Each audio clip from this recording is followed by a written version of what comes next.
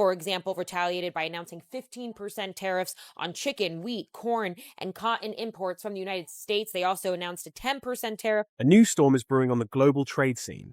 Economic tensions between Canada and China have spread on a wide front, from electric vehicles to agricultural products.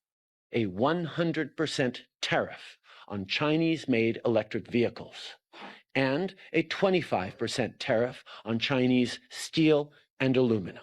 The Canadian government imposed 100% tariffs on electric vehicles and 25% tariffs on steel and aluminum imports from China. While this move dealt a major blow to Chinese producers, Beijing responded without delay. China plans to levy a 15% tariff on them. China retaliated by imposing additional tariffs on agricultural and food products imported from Canada. So how are Canada's harsh tariffs against China changing the Chinese economy, and how will they affect the Canadian economy? Is there a possibility of a bigger Chinese response? Is this a move by Canada to strengthen its trade bloc with the United States? Let us explore the answers to these questions and the shift in global trade balances. But first, do not forget to subscribe to our channel and turn on notifications so you do not miss the latest developments in the trade wars. If you are ready, let us take a look at the biggest break in the Canada-China trade friction. Canada's imposition of a 100% tariff on electric vehicles from China has completely changed trade relations between the two countries. Yes, it sounds incredible. From Tesla's Shanghai factory to Chinese brand BYD, this new tariff is a big break for many electric vehicles. Moreover, Canada has imposed additional tariffs on China, not only on vehicles, but also on steel and aluminum products. Ottawa, which has long maintained a soft profile in the rules-based international trade order, surprised everyone this time with a hard line. A 100% tariff on Chinese-made electric vehicles. In an official statement on August 26, 2024, the Canadian Prime Minister said, "We will not tolerate dumping practices that jeopardize the sustainability of our economy. Some electric vehicles imported from China are causing unfair competition. Therefore, we have to impose an additional tax of 100%. He had created an agenda in the world press with his sentence. Some experts say that China is pursuing an aggressive global growth strategy in the automotive sector, while Canada wants to protect its own electric vehicle production. On the other hand, the Chinese side does not hide that it is preparing for retaliation, saying such protectionist policies are against international trade norms. On March 18, 2025, with the latest decision announced, China signaled that it would impose additional taxes on agricultural products from Canada, dealing a heavy blow to the food sector. So, where could this really lead? Electric vehicles are the fastest growing sector of our time, are they not? Governments are trying to phase out fossil fuel cars in the face of climate change and carbon emissions. In this environment, China is flooding the world with electric vehicles thanks to its ability to produce them quickly and cheaply. Even last year, China exported hundreds of thousands of EVs to Europe. Canada, on the other hand, wants to strengthen its own manufacturers and investment projects. New electric car factories are being built, especially in Ontario, and huge incentives for batteries and battery raw materials are on the agenda. Because, Canadian officials argue, China's subsidized and dumping policy is killing competition.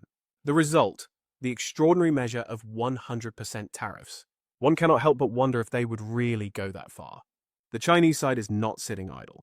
As one of the giants of world trade, it responds with the rhetoric, "If you impose extra tariffs on us, we will take countermeasures against you." On March 8, 2025, the Chinese Ministry of Commerce announced that it would impose a new tariff package on agricultural products from Canada. This was described as retaliation against the Canadian government's unjust tariff decisions. China was a major export market for Canadian farmers, especially in agriculture and food. Rapeseed canola, grains, meat products, and fisheries products are among Canada's top exports to China. Now, tariffs on these products could seriously hurt Canadian producers. Do you think this is the fuse of a trade war? However, we see that Canada has imposed additional taxes not only on electric vehicles, but also on steel and aluminum products. With a tariff increase of 25% on aluminum and steel, Chinese products are almost blocked. The overcapacity of steel production in China is distorting global prices, some sources say. Canada's move is reminiscent of the United States imposing additional tariffs on steel and aluminum imports years ago. As you may recall, Similar measures were implemented during Donald Trump's 2 terms, citing America's security interests. Now, Canada seems to be returning to a similar strategy after having objected to United States policies for a long time. And here's the thing, have you noticed? Canada is usually known for its more moderate trade policies, but now they are taking a whole new hard line. At the same time, Ottawa has planned a special arrangement called the Customs Exemption Process to protect Canadian businesses. Announced on October 7, 2024, it gives flexibility to selected companies or importers in critical sectors. So they say, if you need certain Chinese goods, apply for them and you will get the right to be exempt from these tariffs. This seems to be a kind of fine-tuning mechanism. According to a statement from Canada's Department of Economic Affairs, we are not closing the doors completely, but we are vigilant against dumping. So how functional do you think this exemption process will be? The reaction from China's side is clear. Canada is both imposing duties and opening the door to exemptions. What does this mean other than trying to strengthen its hand at the trade bargaining table? Some Chinese officials also said, the additional taxes are ridiculous, but Canadian companies will still apply to us and ask for special permission. So Canada cannot act completely independently. This psychological duel may break out at some point. Already, China has announced that it will impose tariffs of 15 to 20% on Canadian agricultural products. It is also likely to tighten food safety inspections, putting Canadian exporters in a difficult position. According to data from the Ministry of Agriculture and Food, in 2024, Canadian exports to China totaled around $7 billion. A significant portion of this was made up of products that already lacked competition in the United States and European Union markets. If the Chinese door closes, the damage to Canada could be huge. And here's the other thing, have you noticed? The electric vehicle issue reflects not only an economic, but also a geopolitical tug of war. North America and Europe want to protect themselves against China's fast-rising green technology sector. China's emergence as the world leader in batteries, solar energy, and electric vehicle components is triggering dependency concerns in Western countries. In a similar reflex, Canada is saying, we have our own lithium reserves, we can produce our own batteries. Why should we keep our market open to cheap EVs from China? Moreover, new battery factories are being built in the provinces of Ontario and Quebec, and partnerships are being signed with major automakers. Canada is turning to a let us build our own capacity rather than outsource it and pay for it approach. Do you think this can be successful in the long run? China's position is also complicated. They say, we are at the forefront of the electric vehicle revolution, our battery technologies are strong, we have a price advantage. We are gaining market share all over the world. If Canada or any other country is going to block us, we will punish them in agricultural products or other items. Where do you think this showdown will lead? The picture is similar to that of the United States-China trade war. China does not want to be left behind in the struggle for global hegemony. Canada, on the other hand, is trying to get rid of its technology dependence by taking a close stance with the United States and Europe. Some say this is the first time Canada has taken such a tough stance. So a new era in trade is beginning.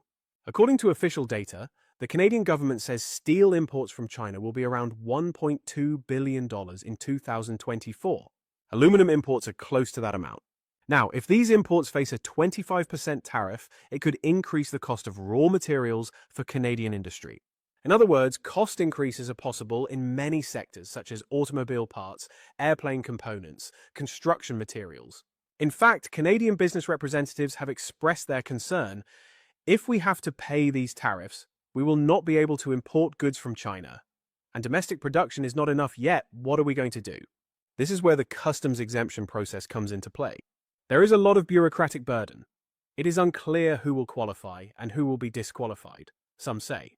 When you see this picture, you might say, Canada is playing a great game of chess, but it is challenging its own economy with every move. On the other hand, China's latest move, agricultural tariffs, has also made Canadian farmers nervous. Canola exports in particular are critical for Canada.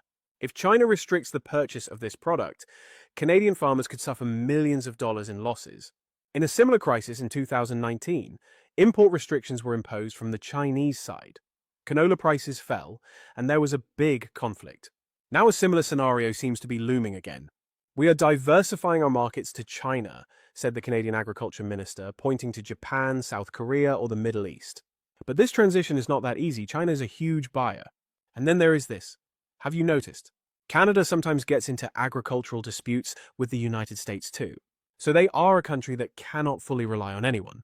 Taking on China, the world's second-largest economy, is considered a bold move for a country of 38 million people like Canada. Some say Canada is at the United States' beck and call.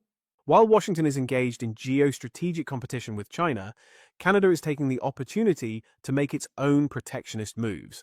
Others say this is an independent decision by the Trudeau government or its successor, because China's trade practices are really unfair. We do not know which is true, but tensions in Canada-China relations are certainly escalating. Will the diplomatic ties between the two countries weaken further? Yes. If trade gets this tough, diplomacy could also become very difficult. A 100% tariff sounds extreme. Although Canada says we will offer exemptions where necessary, the general directive is tough. China intends to respond in kind. We are already seeing additional tariffs on agricultural products. Tomorrow, China could impose tariffs on Canadian wood products, paper, or minerals.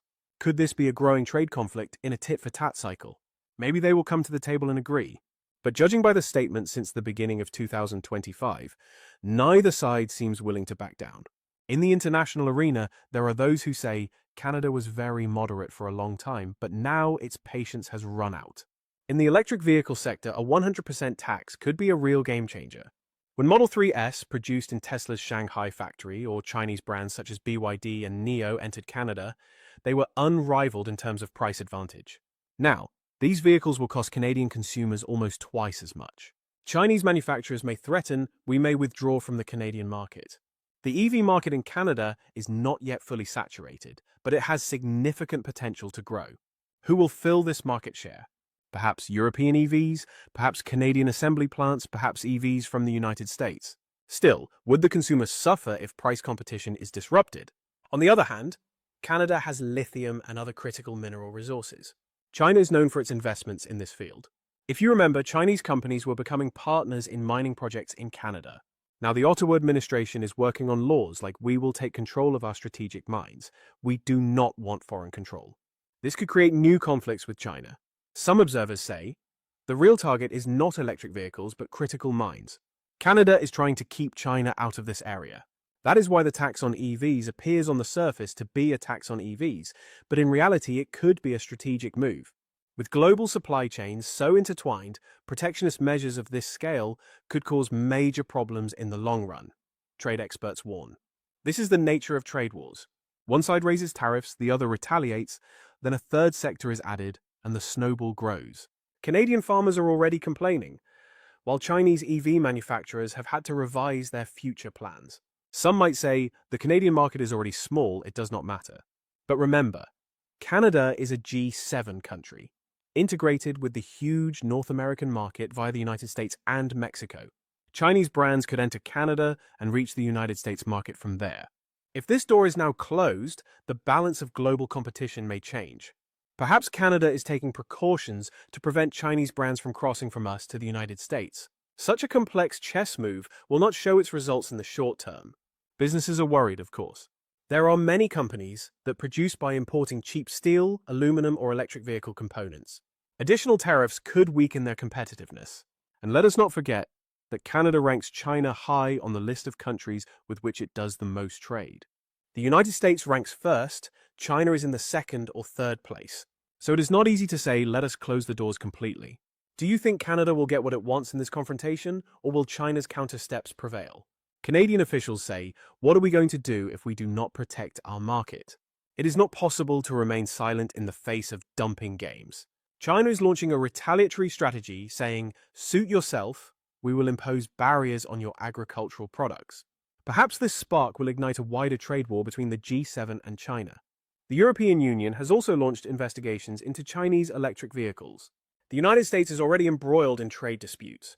It looks like we are entering a new era of what we will call green technology trade wars in 2025 and beyond.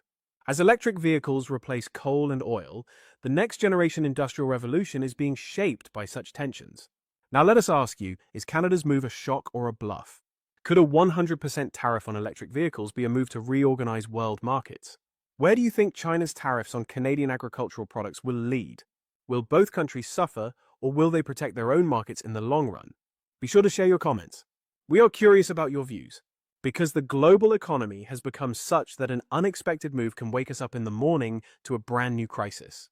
Look, this escalation between Canada and China may be a turning point that will change the whole balance. What do you think about this? Stay tuned to our channel.